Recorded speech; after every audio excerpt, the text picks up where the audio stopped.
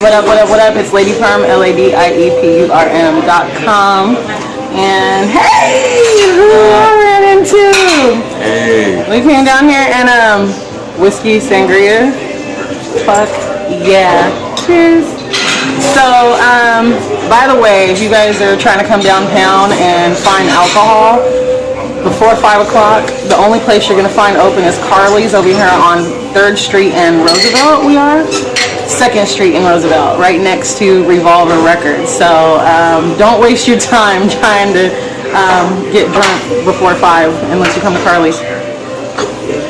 So we've been just kind of hanging out. The last time we saw each other was over at the Super Lyrical Project. Yeah, that was over a pretty at dope TJ. experience. Yeah. That was my first year there. Really? It was, but I heard that a lot of people there were repeat.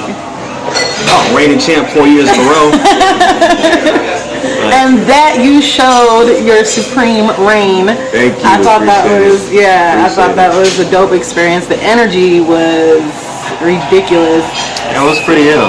It was a nice little gathering of artistic minds. You know what I'm saying? Mm-hmm. So why don't you go ahead and introduce yourself? Roq'y, Tyraid. As if they don't know. Roq'y, Tyraid, cultivator of culture, purveyor of punchlines, all that, you know, MC out of Phoenix. Just happy to be here to do some cool music. So, we got to talk a little bit, and you said that it was about 2010 that you really kind of jumped off into the scene out here, like full force, and right, like 2010, 2011. I've been under the moniker. I had a previous moniker which I'd used to creatively find myself and whatnot, and that's essentially how I got the Roq'y Tyraid name. Doing stuff like going on stage while people are rapping, taking a mic, rapping. Oh, so you were bogarting the stage? Yeah, I would do a show, and then like if there were a bunch of rappers on stage, and like they are a bunch of rappers in the crowd, and they were doing like the whole rapper thing, I would stop the song mid-verse and then go on like a 40-bar tirade. So you put a little mo on people? Just nah, baby. But yeah, I'd stop and do like a 40-bar tirade in the middle of my performance. So I call it going on the tirade. So I'd say, you know, I'm about to go on the tirade. Oh yeah, you know, gets back to my MySpace page, like, where's it gonna be at? Like I always say, like I was doing a show with Chino Excel. I've known since I was a kid and everything. And I was telling him the story about that, about how I met J-Rock, and then he was like, no, you should keep the name Tyraid. I wanted to keep Roq'y because it's you know, what I had since youth, and a lot of people already recognize me by that part of my name, like the suffix of it. And so I wanted to put it together, like Roq'y Tyraid, Rock and Tyraid, Roq'y Tyraid, Rock and Tyraid. Wow, it works perfect. So there you go. But the E, like the Hispanic for and, yes. The Y. Gotcha. That makes a lot of sense. But yeah, it's a testament to duality and the dichotomy of human beings. Hence why my album is called The Dichotomy of Roq'y Tyraid. Nice. So you have quite the history here in the Arizona hip hop scene. Originally from California. Yes. You came out here in about 2007. Oh no! I started doing music here. Oh, okay. Like at the local level in 2007. Okay. I've been here for a while. Okay. So you pretty much consider this home. Yeah. You know, people ask me all the time, do you consider yourself a Californian or Arizona artist? And I say I'm a born and bred Californian. Been out there for like 20 years pretty much. And I am a Phoenician MC. You know, it's even though I started rapping back in California, I did not only find where I wanted to go, but would find who I was creatively until out here. And I didn't start making national steps until I was out here. And my first FM radio show that I was on was out here. So people. So you did 98.3. Oh yeah, 98.3, 101.1, 101.5. Okay. I've been on all those. 101.1. Salute to Poker Face. How you doing, sir? Hey, what up, Poker? What up, the entire Rhyme and Reason crew, Matlocks, Fact, Les, Jabba. You know what I'm saying? It's the shout out. Rock. Now, Rock. has anybody ever given you? So for you, so has anybody ever really questioned your loyalty to the Arizona hip hop community based on you not being a native? No, because that ignorant mind state is a thing of the past. As I say, there used to be people in Arizona remember the whole native versus outsider crap, and that was very cancerous. It was not something that was advantageous to the progression of the scene as a whole. I mean, you have to recognize that even in the macrocosm that is the United States, like people came from different areas. You know what I'm saying? Like, so naturally, this place itself is a melting pot, just like any other city. When during the first couple generations or for however long of since its inception. So culturally, from a scenic or from like a social standpoint, this place has just met its stage where its inception stage. You know, there's a movement going on right now. Yeah, it's crazy. Yeah. It's really crazy. So, I mean, what is your response to? There's a lot of talk about how Arizona. There's always beef about Arizona not having its own sound. It really didn't for a long time. I think it's finally discovering it. I don't think it has it yet. No, it does not have it yet. But it's very close. It's at its final lap to where we're finding it. Dare I say one thing that is definitely almost unique to it. It's like there is a certain underground style that we have here that is it incorporates different elements from different regions and stuff like that. But it's authentic because it has its own like Phoenician like element to it. And yeah, I mean, as a whole, I think we don't have it yet, but we're close. Yeah. We have the scene. I really do think that the independent underground market out here reigns supreme, obviously, over the mainstream market. I mean, that's true. That's really very North true. Pole. I mean, of course, DMX, he's not from here, but he was out here. Well, I wouldn't really count that as him being part of the scene here because he just resides. He resides, but I mean, there was a lot of connecting and building that from other people that I know that were, you know, whether or not it's true, but always said that they had connection or something to that effect. But yeah, but I don't think that's indicative of like an outside like major like scene or major industry having involvement with like Phoenix. That's true. I would say the only artist of that caliber or that era who is deeply involved with the scene here would be like Rampage. You know what I'm saying? True. So true. You know, shout out Mr. Rampage, the last Boy Scout. Boy Scout, Deep Freeze. And hi to Roger the Turtle. Deep Freeze. Yeah, Deep and Freeze. Salute to Judge the Boss. Oh yeah. Just got signed. That's definitely dope. They're doing some good things over there. I actually we used to run as a pack. Used to be part of the whole Deep Freeze situation. Really? It was cool. Yeah, I found a lot of creative discovery within myself during that time period. So you said that you're not really interested in going into the mainstream market. You found your place of solace in the independent market. Yeah. What are the pros and cons that you feel that the mainstream industry has to offer to someone like you? More exposure, but at the cost of what? You know, like you can't just get up there and do whatever the hell you want. And I don't like that. That freedom. I come from a military family and I'm the only person who ever joined. So that would explain a lot, right? Right. So I don't want to join a specific program where I have to follow these strict rules and I can't necessarily be as expressive as I want to be. And a lot of these people who aspire to be in the top 40 region, like most of them do it for the wrong reasons and they're willing to sacrifice a little bit of their integrity or they're willing to conform and acquiesce to what's going on. And I'm an artist first, and people just happen to like my music. I can wake up tomorrow and people can think I'm whack, and they could not tune in, and I'll still make music because that's what I love doing.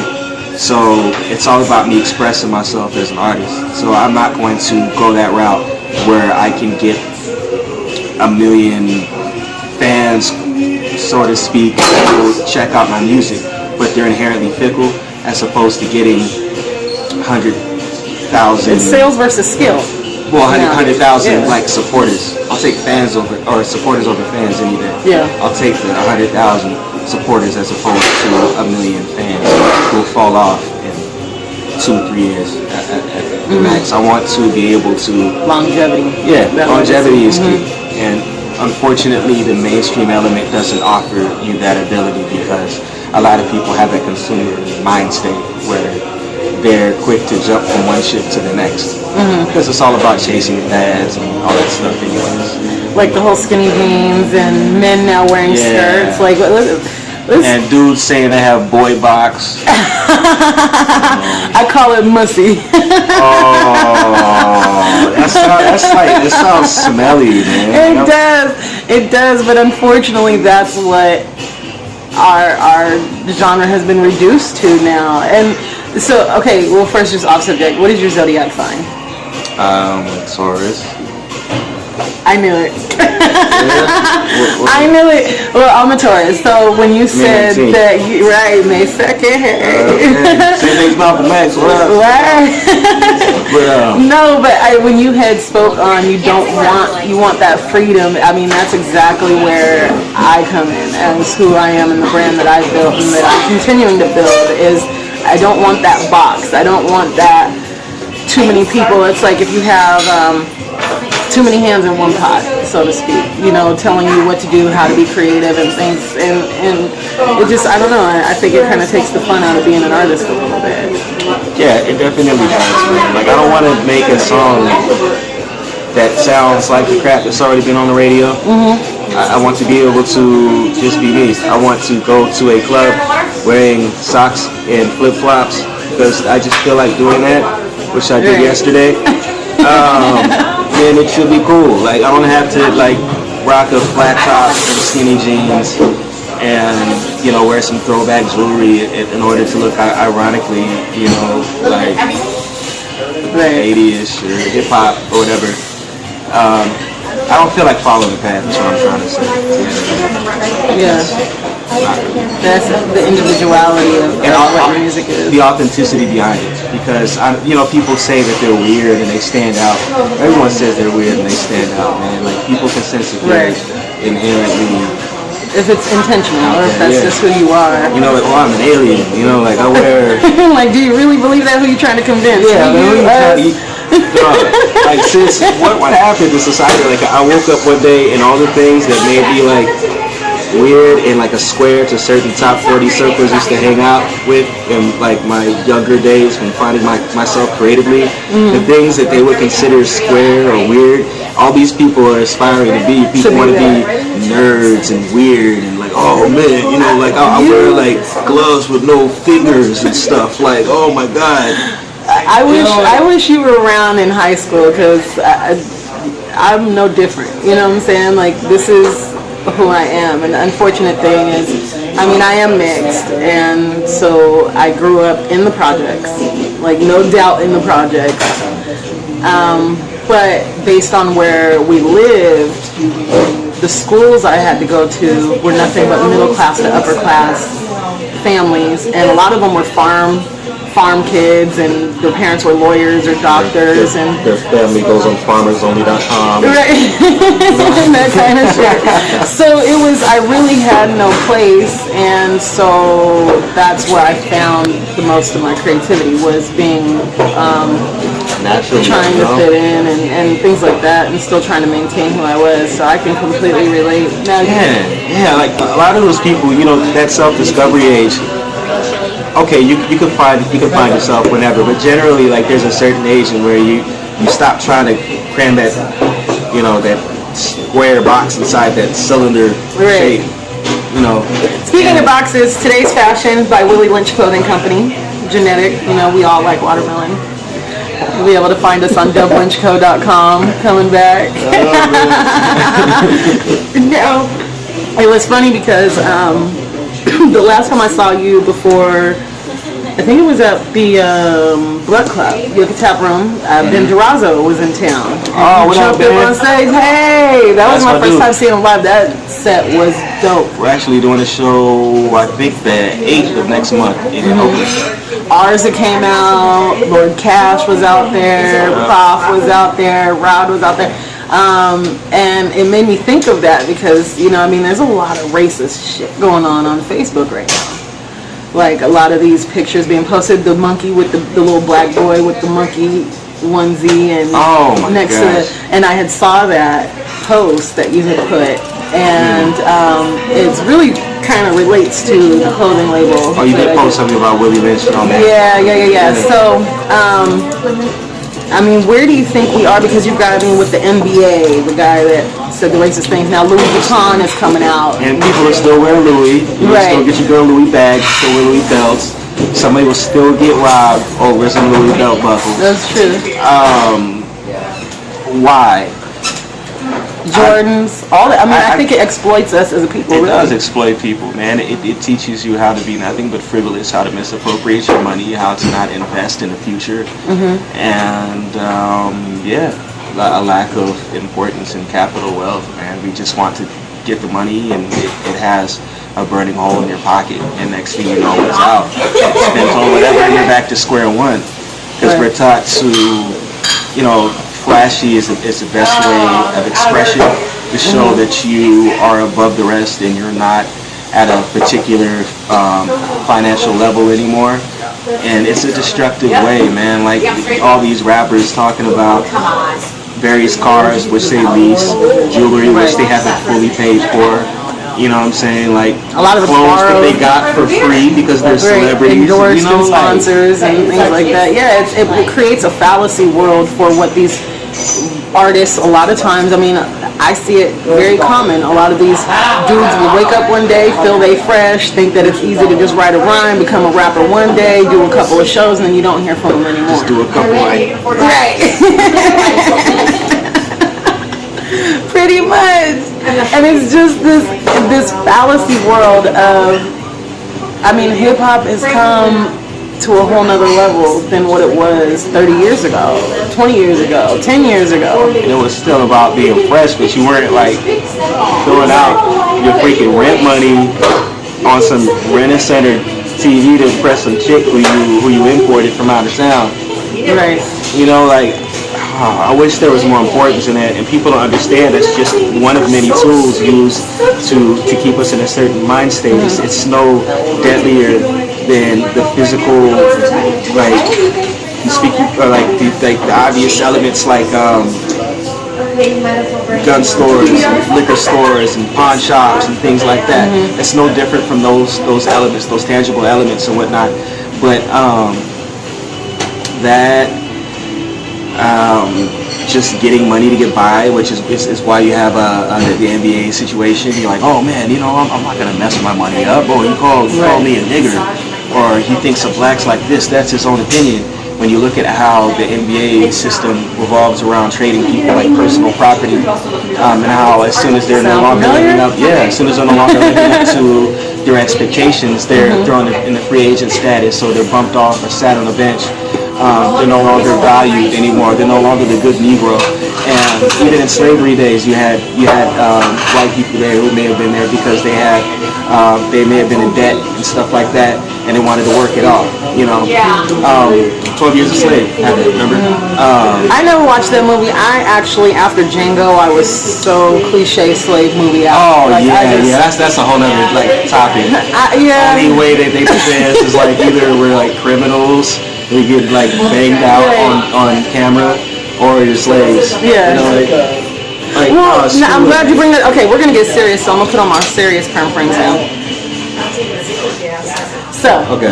All right. That's not really serious. It's more colorful.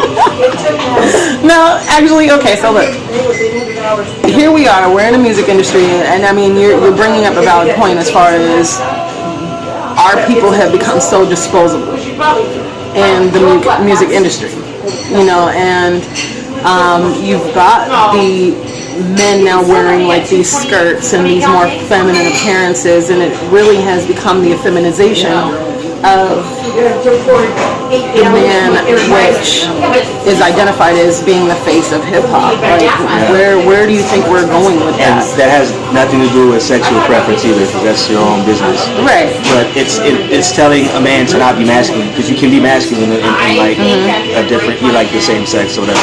I got in a conversation about that before, and somebody misconstrued that, so I wanted to clarify. But you have like Dennis Rodman, who does what he does, and then you have Ving Rhames, who's played a lot of either homosexual or more feminine roles. Chris Tucker in Fifth Element was a very feminine role. Martin Lawrence dressing up as a woman. I mean, you with the Wayans brothers dressing up as white chicks. I mean, do you feel that the machine has created to where in order for a man to be prosperous in the music industry, there has to be some kind of feminine attributes? Yeah, you have to break the buck like they used to do back in the day with the slaves. You had to take like the strongest one and beat him down and knock down his integrity. Yeah, and the children, and the children and the sons, and make an example out of it. And that's just another way that they do it mentally now. Is they have him play criminals. Look at Denzel, like his last couple roles have been like some off the wall. Even when he was like the anti-hero when he played the agent who was locked up. Like he was always like vilified. Right. When he played crazy roles such as Malcolm X or Hurricane, Reuben Carter and everything. But yeah, it is some sort of like selling out a bit of your integrity in order to get on. You can do it in subtle ways, such as that, or even more so like Morgan Freeman playing like the chauffeur driving Miss Daisy. Right, driving Miss Daisy, and then he was stuff like that, or you can just go over the top and just blatantly knock yourself down. And I think it's because like black males have been depicted as like just strong, just like firm and you know, like the epitome of like a man's man. Yeah, like a breeder, like the ultimate. Like you take the strongest pit bull, you breed the strongest pit bull, you breed the strongest horse, the strongest bull. You're gonna breed the strongest.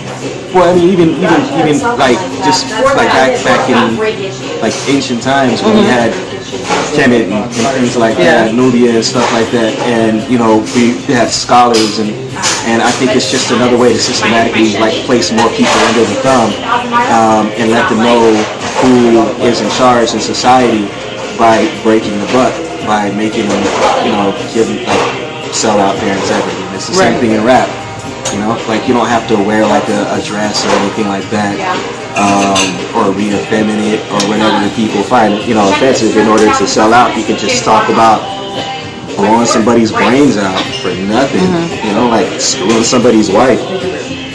Like it's just various ways in which you can sell your integrity in order to get on. What's funny is I've never heard Macklemore rap about gang banging, drug dealing, hoes, bitches. I've never heard Eminem talk about anything besides the hardships or whatever his life story is at the time. Hold on, we're gonna come this way. We still one taking it. Hey. But it's the same thing, and I mean, I don't know. Like people bring it in, and that's one of my favorite lyricists. But like he's one of those people who are from the economic climate that a lot of black people are from. You know what I'm saying? Like in Detroit. So I would say that's a different subject in itself. That come with the sangria. You just made fresh for me. So nice. Thank you. Can I actually get another sangria? Thank live. you. It's very live. But live. And in terms of like the more say like man, certain artists, there's certain other artists who are portrayed to be like the answer, the family friendly answer to that, and it's just the same side, same coin, just different side. You vilify black artists or black individuals, and then you have like the white answer. It's like the same thing you do with rock and roll and stuff like that. But fortunately, hip-hop is deeply, inherently street-oriented, and, you know. It is, but it started from a different street level. Yeah, it started like on the street. The people. Right, but the people, yeah, absolutely. I mean, there's a stereotype to it. Like, well, they stereotype it now, but when I say, like, the street level, I meant, like, the grassroots. And the community level. Yeah. Yeah. and we naturally are of that community. You know what I'm saying? So it has to go through this channel in order to get to the outer lying areas in terms of its effect. So that's where hip hop is. You can't. There's one way you can do it that you can kind of take it over, but you can never really kick blacks and Latins out. You can just detach them from a different, like the other subgenres of hip hop by no longer showcasing like ethnic artists who make that type of music and have what's the name of that 15-year-old like white kid who got on because he spit some dope acapella like $1 million verse. And it's honestly garbage. Anyways, but clearly that's why we don't know his name. But I mean, what I'm trying to say is they. And it's society, it's not people, it's not a specific race. I know some people don't understand that. They may listen and think it's like you polarizing like race and creating a divide. But I'm talking about like the establishment, the people who run these corporations and things like that, who are trying to keep people under a specific thumb and under a certain mind state and under a certain level of submission. So really it's not the artists, it's the people that are supporting the artists that are, well, I mean, you have these artists, like, I mean, there's a lot of, without naming every name, there's a lot of artists out there that are in mainstream right now. Some even in the local hip-hop scene that are trying to mimic the mainstream, that are going after this new box of you have to be a hood nigga, you gotta be a dope dealer, you gotta be a thief, you gotta be but everybody's a real nigga. You know what I'm saying? Everybody's a real nigga. But it seems like it's if the sales didn't match what they were giving us, then it wouldn't exist. I mean, don't you think? It would just kind of fade out as another phase of hip-hop if the people stopped supporting it. Well, people don't know any better because we have a collective mind state, so naturally we're not as intelligent as one individual person. We go by a hive mind, we go by what the crowd thinks, so the crowd is less likely to question what the rest of the people believe in. And if you control that crowd, you can get them to listen to whatever the hell you want. You can get them to listen to straight, like, blasphemous music and music about shooting children, like actual like babies. Right. They'll support it. You know what I'm saying? Like, well, I mean, back in the day, who is it? God, what is the name skipping me right now? Y'all gonna talk so much shit to me for not knowing his name, but this is EBK all day to the day I die. I'm rolling through the hood with me and 10415. What is God, I can't think of Mac 10. oh, Talking about the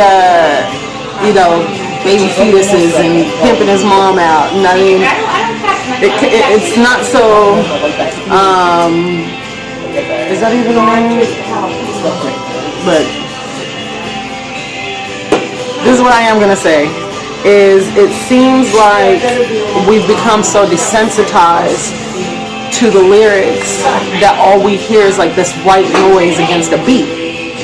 And a lot of times people aren't even recognizing anymore what's actually being fed to them. And then we subliminally take that information and it becomes our mentality. Like, we base good hip hop now based on the beat and the hype. You know what I'm saying? It's become a lot of hype. And does that make sense? Like, it's just now we're at a level of hip hop where we have really become desensitized to it's not about lyrics anymore. It's now, if I can pop my pussy or shake it or twerk or this or that, it's hip hop. yeah. Society. But, I don't think it's, touch back on it, I don't think it's the crowd's fault at all. No. It's the individual person's fault. They have to take accountability. Yeah, but sometimes people don't know that. Sometimes people are not aware of the message. It's not, whether their upbringing or something like that. But at the grassroots of things, it would definitely be the people who put this type of music out not the artists, but the people who disseminate that type of information, because you know what you're doing. You know, people in the music industry, they know the effect of music and content and rhythm and all that type of energy that you put out subjectively to affect people's mind states. So those are the ones who know that they're poisoning the community as a whole. Right. As humanity, the community. Now, one thing I noticed is when you jump on the mic, you have a certain gift of crowd control where people actually do listen more to your lyrics than the music that's going on with it. Now, with Ben DeRosa, when he came in and you jumped on and he was tearing it up, it was just like in every ear, I'm listening to you, I'm listening to him. But for the most part, like when I've seen you perform, I remember you being at the Hidden House. Just you have this certain niche for crowd control. Is that something that just came naturally, or you just kind of developed that over time? You develop that over time. I mean, some people are used to standing in front of people. I am, by all definitions, socially introverted. Yeah. I just use music as a way to express my opinions or whatever, but you have to stand in front of people in order to do music, to make it a living of it. So that's just a roadblock that you have to overcome.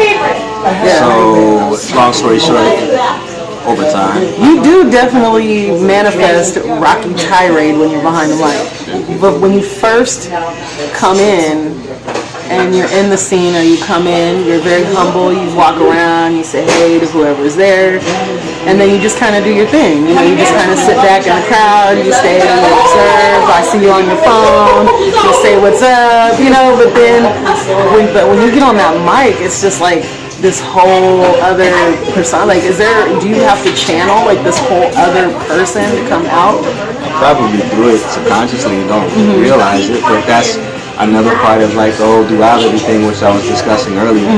Like that's just a part of my personality. Like I'm very much out there and alive musically. And that's probably not a good idea. Yeah. Like a Batman, Superman, Super Saiyan. And it's funny, you're real goofy too. Turn it on. You really do have a really funny sense of humor. Like even before when we were kind of going back and forth, and it was almost like, damn, he gets me, you know what I'm saying? Like, because I'm the biggest dork, like I just say things and some people get it, some people it gets over their head, but I mean, do you really kind of find yourself like where you just kind of go into this place of hiding and then only come out when it's necessary? Music. Yeah. I do music so much, I naturally I fulfill that quota of going 180 on people. It's a much healthier alternative than getting in a car and running somebody over. Right. That was a joke. But I relate. But no, you get out your dreams when you do what you love. Some people get bogged down by the stresses of life. Get in front of an easel, get a paintbrush, put some earbuds in, and just go buck wild. Right. Create beautiful pieces of art.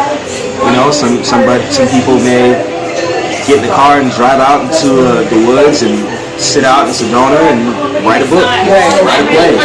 Now you do, you're a part of the Writers Guild out here, which is a huge thing. I mean, you got Daisy Miranda, Moran, Slap Funk Dust. Yeah. So how did that come about? It's just all like-minded individuals, and we did a couple tracks, and we already hang out. So let's just make something of it. We'll create a collective sort of thing, Native Tongues kind of in that sort of element, sort of collective of individual artists and entities that kind of Voltron together. And that's a super powerful Voltron. I mean, like that truly is like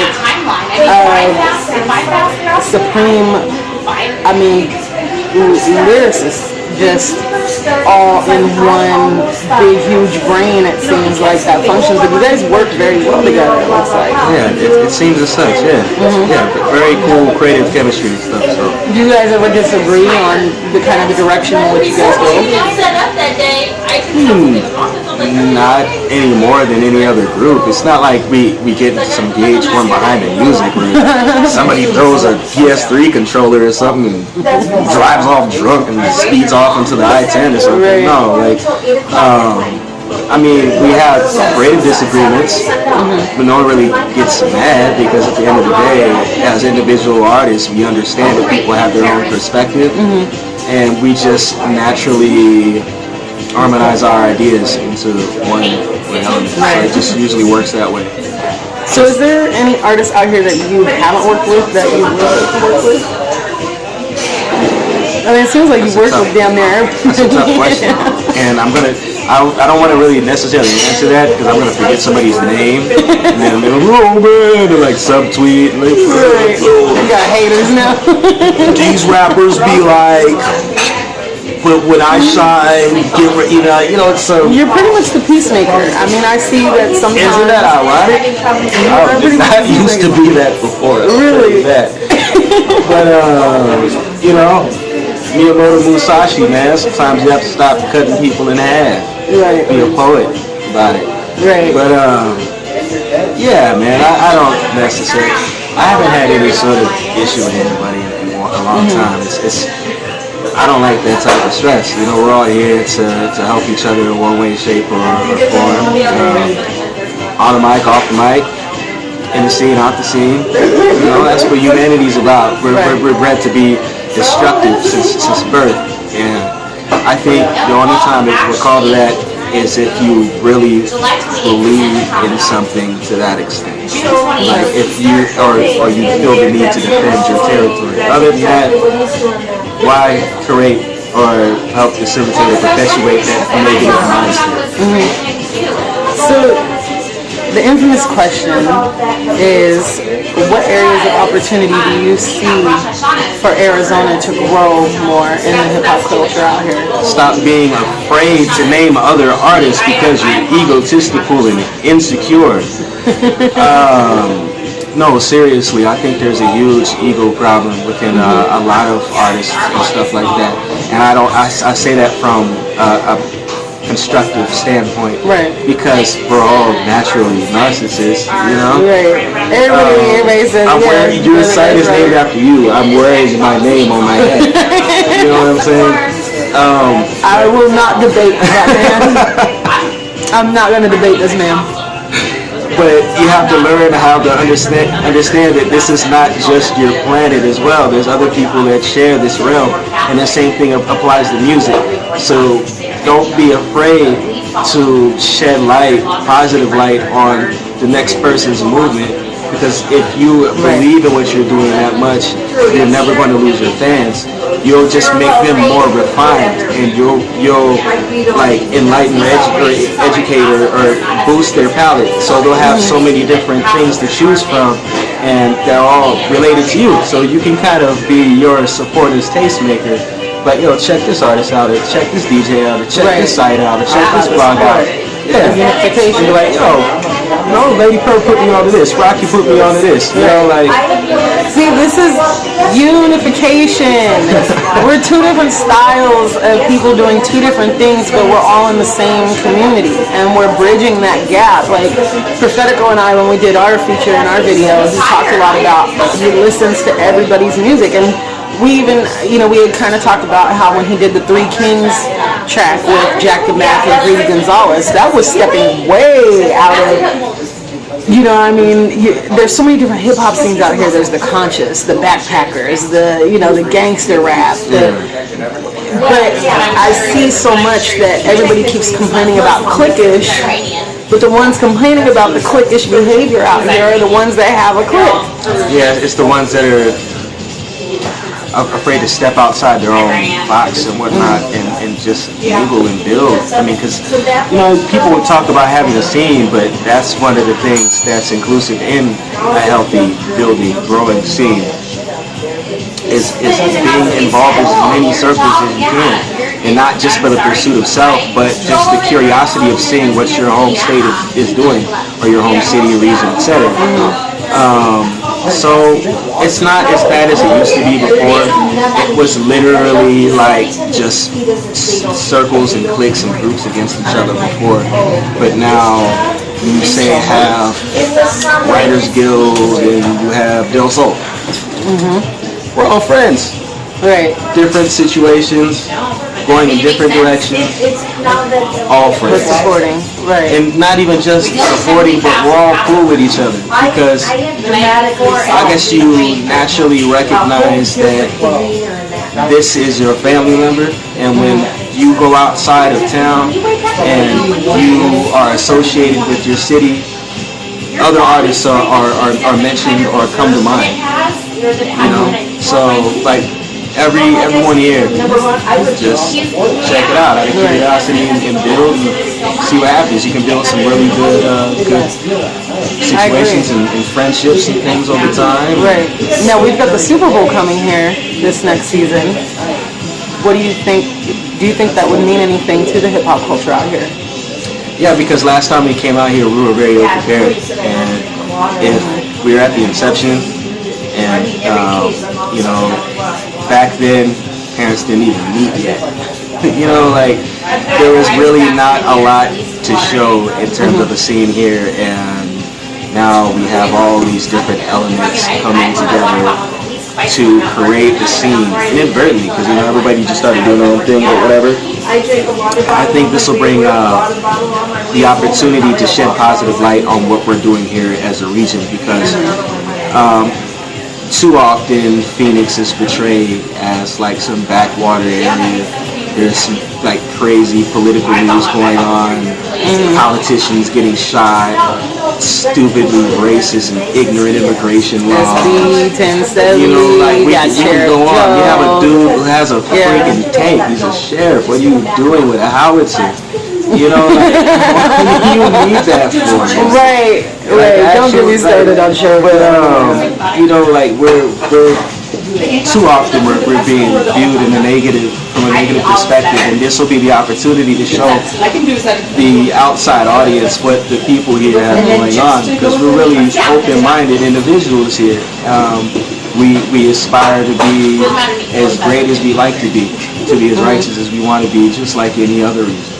I think as a hip hop culture, if we build a strategy now to be solid come Super Bowl coming here, I mean, there's going to be celebrities here. There's going to be people traveling. Whoever makes it to the Super Bowl, I predict the Seahawks will be back again this year. Hopefully Chargers, but don't laugh Mr. at me for Lynch. saying that. But if I like the Seahawks too. my home team. And you know, it's crazy because there was a lot of bandwagoners when we went There's to a lot of Super Bowl. bandwagoners. That was one of my teams since the 90s. My grandfather was a huge Seahawks fan. Yeah, my immediate family on my dad's side, all just diehard Seahawks fans since I was a kid. See, that's dope. Washington. I like him. He's good. He's a nice guy. But I'm thinking if we strategize now as far as maybe putting something together collectively as a culture, we could probably blow it out the water come Super Bowl. There'll be a lot of questions like, oh, this is what Phoenix has been working on. This is why people would just kind of whisper Phoenix in Arizona, excuse me, because you know we also have dope talent, Tucson, Tempe where the pins be, Flagstaff, you got Flagstaff, Jarrett Ashley, which is actually an artist that I knew nothing about. I don't know if you've been following about the Indie Boom tour that I promote. But he's actually jumping on that show August 1st, which is going to be my first Flagstaff experience in hip hop. So nice. Yeah, very very cool scene up there. But I say Phoenix because you know Super Bowl's gonna be in Phoenix, but you know all other elements of the state are gonna be involved and what have you. But people say, oh yeah, this is what they're doing out here. I like the culture. There's some really dope, incredible artists here. It won't just be like we have great DJs and great bands. We do. We have like some of the best DJs. Yeah. We have some of the best bands. DJ DM3, we have some of the. I can name them forever. I might even name DJs. I'll be here for 10 minutes. And, Right. I'll be here forever. But I agree. yeah, man, like it won't just be those elements. I'll say, oh yeah, it's a cool hip hop scene here, dope artists, check it out. I have listened to some of them and checked them out. They all suck, no, I'm playing. No, it'll be a really good opportunity for people to be exposed to what the scene has going on here. So do you check out other people's music out here?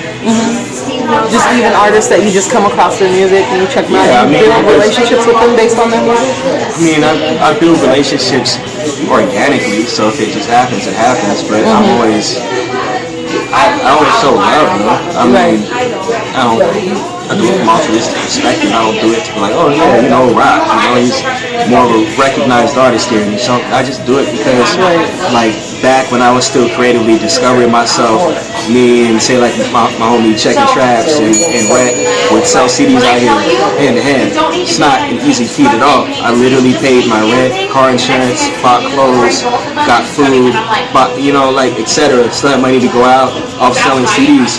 And it's really hard to get people to want to listen to your music if they've never heard of you. And your package, your presentation for the package is not necessarily the greatest. So I take that into consideration to give people an opportunity. I check out the music. It may not be for me, it may be for me. It's not. I know somebody likes it, I'll give it to them. See, I had to overcome that because I'm a very visual. Presentation is huge to me. It is. And if I see you in front of Circle K and you're selling a CD and it's got a Sharpie on it with your Facebook, that's definitely not something I ever did. Ever.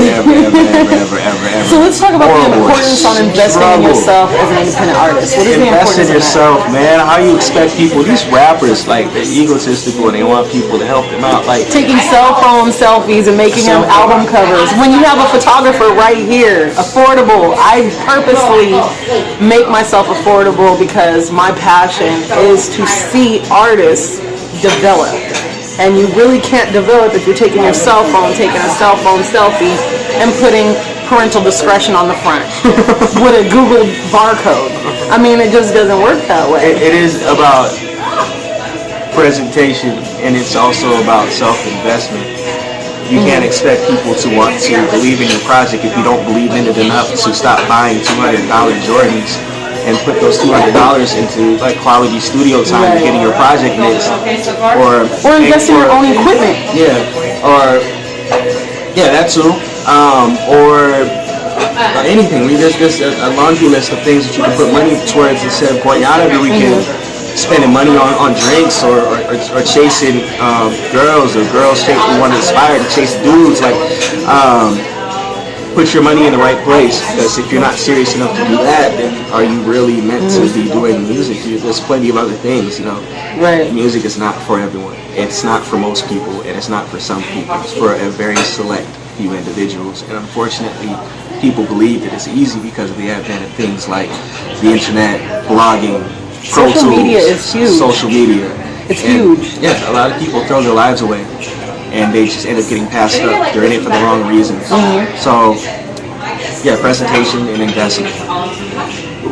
Let's talk a little bit about the ladies now. There's a lot of ladies coming out more. I mean, we've got Hani Muhammad, she just dropped her new album. Mystic Blue dropping her new album tomorrow. I am. Album cover art, Golden Fee Media Design. We have a couple. We have a nice little song on my album. Yeah. I love Mystic. I think she's dope. Empress is a dope MC out here. You've got MC. You don't like that? You know what? See, people corrected me on the MC thing, and really, I don't see a difference. Really? Yeah, from your perspective. I'm curious. My perspective. I'm curious. I'm interviewing you now on that. What is your take on that? I believe all artists, if you're a lyricist, you're a lyricist. I really never really bought into the MC thing. I just really make mention of it that way because it actually does identify a specific group that they're talking about. But honestly, I'd rather artists be considered lyricists, because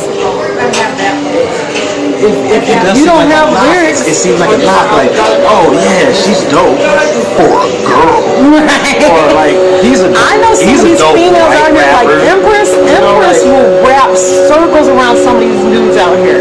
Most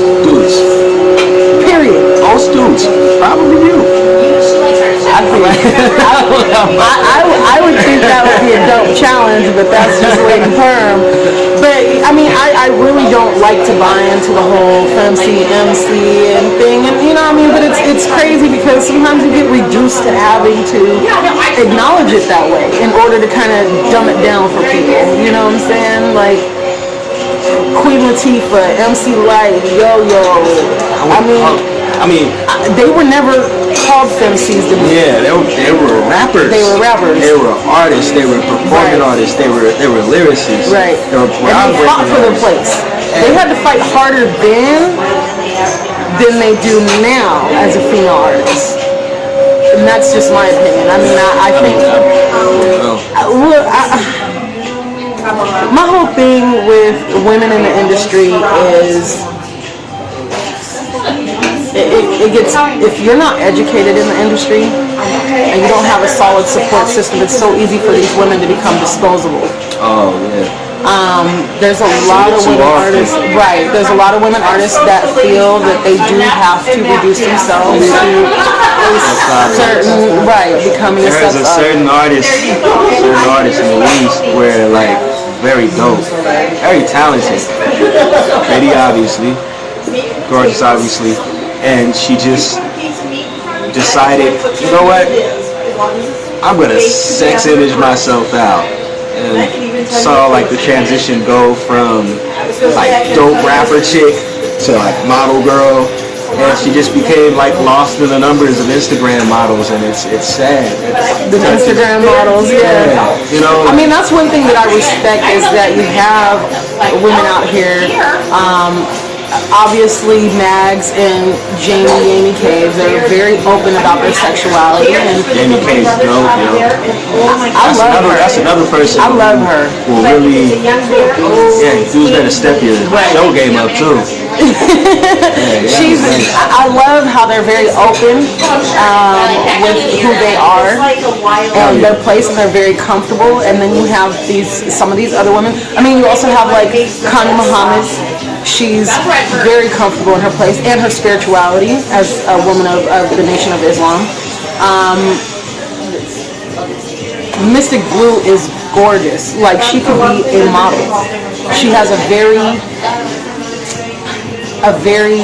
unique look, very exotic look, but I've never seen her reduce herself to her sexuality for her music.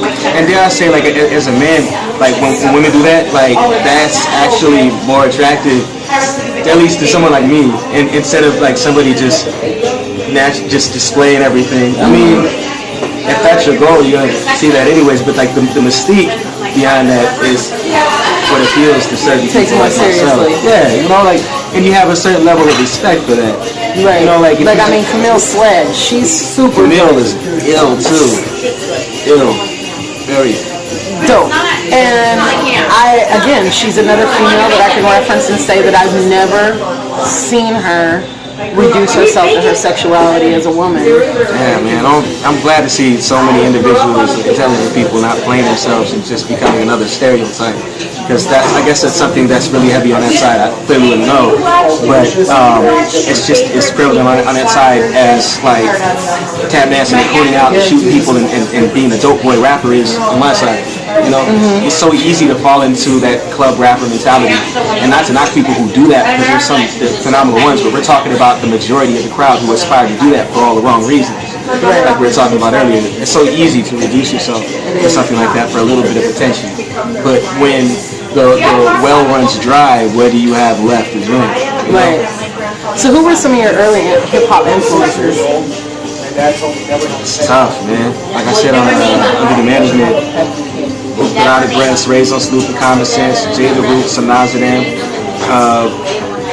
whatever, man. I'm not even gonna, because there's too many, like. As far as, you know, just kind of wrapping up where we are in the hip hop culture, any last words of advice to anybody that is pursuing a career in hip hop? Pay your dues. Pay your dues one step at a time. Concentrate on your music. Invest in yourself. Be open to criticism. And at the same time, don't I guess. Well, I would say don't hold on to every single word because everybody has their preference at the same time. Don't base yourself off other people's success. Like I heard a quote the other day. Don't compare someone's chapter 20 to your chapter 1. I mean, there's just so many different things, man. It's just really make sure that your heart is in it. Make sure that your heart is in it, and that not only that you love music, but that music loves you. Meaning that you see progression in your craft. If you have been doing this for years on end and have not seen any creative progression, and people have not noticed the creative progression, most likely you're not doing something on your end to improve your craft. And it shouldn't be like, oh, I just want to be dope, I want to be dope, I want to be dope. It's like you want to be good for a reason. Like you want to be able to channel that music, that energy out because you want to be able to create something perfect in respect to the culture that you appreciate. So, I mean, there's so many different factors in finding yourself in this, and of course, I did say build from the local level, then build from the regional level, and then build from the sector of the country, and then attack the national, and Nice. in order to go from Bridge those gaps. Don't build the gaps. hesitate to hit people. Are you open to work with a lot of people? I'm open Just to work with contact you? people. Yeah. You don't really limit yourself. I don't limit myself. Some people, I don't know. Certain artists are, and it's all like a totem sort of thing. I do. Certain people don't want to invest in their craft. I myself, starting out. You gotta recycle that money. Exactly. You know what I'm saying? Like prior to establishing certain relationships with people, I did have to, pay for services rendered, and that's one thing too. Like sometimes you do have to go out and you might have to cop a beat. Take care of that producer, that beat maker. Support your local Sometimes artists. you have to support that other artist and pay for their services rendered. Like we've all done Like it. photography. Photography, beats and DJs scratching on your record. DJ's big, yeah. That's huge. Don't pay to play. Promoters. Never pay to play. And don't support anything that practices pay to play. Like if you have to pay like a flat out rate to perform, don't do it because that's cancerous to the scene. You're not creating like an organic. Well, what do you mean? What do you mean with the paying to play as far as like a flat out rate? Like what kind of return do you think artists should see? You should never have to pay for your performances. You should not have to pay to get on stage to open for somebody because it seems dope on the short term side of things where like, oh, I get to open for but let's just be honest, the chance of that really going anywhere is slim to nil. All you're doing is just expanding your portfolio. So, But sometimes that's necessary, especially if you're trying to. No, it's not necessary. I'm sorry, I didn't mean to cut you off, but I'm so passionate about that. You should never have to pay to get on stage in order to do your thing. Like somebody, like I can understand certain situations where they would like you to sell tickets or something like that, where maybe you would get But that's what I'm saying. That's what I'm saying. Is like, I mean, there are certain circumstances. Like, perfect example is this indie band tour. This is an independent artist-funded tour. There's sponsorships involved. There's advertising involved. There's promotion involved. But these artists paid for the opportunity to travel city to city. But they also get to bring their own merchandise, make 100% profit, and that's really where your big money comes from when you're an artist, is your merchandise, CDs, clothing, things like that. And then on top of that, they are getting the recognition and tickets. So they sell their tickets, they get their money back. But if you're just paying flat out and you're not getting any kind of return, that's what I'm talking about. absolutely, Like if you're paying for like a local show, so there is a difference. There is a difference, artists. I'm glad you cleared that, and that's pretty much what I was touching on as well. I mean, like from like a local show perspective, if like MC Money Man is coming out of town, and for $475 you could get on stage and perform like before him along with 5 other people. Like not only does that hurt you in the long run because you just wasted $475, but you contribute to destroying the scene, because odds are you may think you're dope and you're where you need to be creatively, but let's just be like honest to God about it. Like those other artists are definitely not, and you're going to make the show a less than bearable experience for the people who paid tender to attend that event. And venues and promoters stop taking advantage of these artists. They know exactly what they're doing. Like a lot of these times, these people are too lazy to promote. They don't want to take a chance on doing shows. Well, then don't do shows. Like if you don't have like the opportunity, if you don't have like the chance to take with doing shows, then don't do shows. Or learn how to do them properly. You know what I'm saying? That's why I respect. Yeah, that's why I respect like situations like UM and hip and like hip hop house and Maddox. And you know what I'm saying? Right. And that's just to name a few. And that brings it back is that if there's no return besides you just paying to be on that stage for that one moment, but there's no longevity return in it, stay away from that. You know, like, and bringing it back once again as an example, the indie boom changing the mainstream for the independent artists is not only are they performing, but moving forward, they get unlimited digital distribution that lasts them for a few years. Oh yeah, that's huge. You're paying for like so many. You're paying for a service, and as an incentive, you get to perform. Yeah, it's not like you're just getting on stage and playing for and then it's over. And then you just have pictures and Facebook posts about it. Because let's just keep it funky. Like most of these people are hip to those type of shows now.